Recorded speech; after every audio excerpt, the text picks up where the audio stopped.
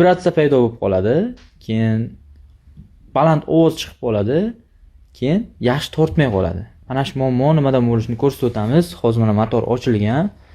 Xo'p, motorning mana parraklarining ichida ovqatdan chiqadigan yog'lar chang bilan birga yopishib, qotib ketadi. Mana shuni hisobiga motorga vibratsiya beradi.